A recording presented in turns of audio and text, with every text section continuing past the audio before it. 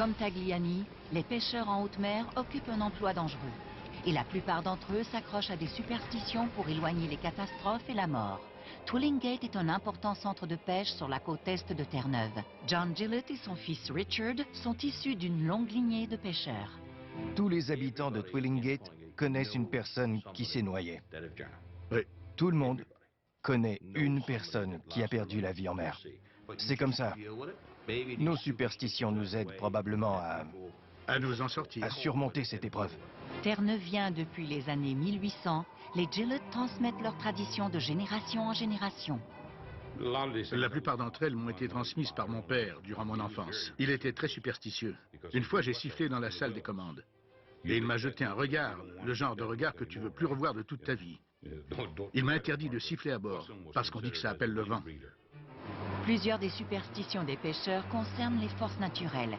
Tout ce qui est susceptible de faire lever le vent est interdit, même quand il s'agit d'une dinde. Un cuisinier n'apportera jamais de dinde, l'oiseau du vent. C'est formellement interdit. S'il y a une dinde à bord, on est tous persuadés qu'il y aura du vent, à moins de se débarrasser du volatile. Ces croyances irrationnelles représentent un mécanisme de défense issu de notre passé de chasseurs préhistoriques, où le prochain repas dépendait du succès de la chasse. Alec Gill étudie les superstitions des pêcheurs. Un des avantages de la superstition, c'est qu'elle nous donne confiance. On essaie de dépasser nos limites plutôt que de jeter l'éponge et de s'avouer vaincu. Croire au pouvoir d'un porte-bonheur ou d'un talisman nous permet de prendre des risques, de défier les dieux. Mais si on redoute les orages, la glace, bref, le déchaînement des éléments naturels, on n'ira nulle part. La saison de pêche a commencé, mais John et Richard ne peuvent pas prendre le large. Le port est figé dans la glace. Ils en profitent pour échanger avec des collègues. Un oncle de mon père nous a dit que s'il rencontrait un corbeau lorsque son bateau quittait le port, il faisait demi-tour. Mais s'il voyait deux corbeaux, ça ne portait pas malheur. J'ai l'impression que plus le travail est dangereux, plus on vit sur la corde raide, plus on est superstitieux, parce que ça donne du courage. De tous les marins, les plus superstitieux sont les pêcheurs. Selon moi, c'est parce que la pêche est un domaine où il y a de très lourdes pertes humaines. Comme le dit Walter Scott, un écrivain du 19e siècle, le prix du poisson se calcule en vie humaine.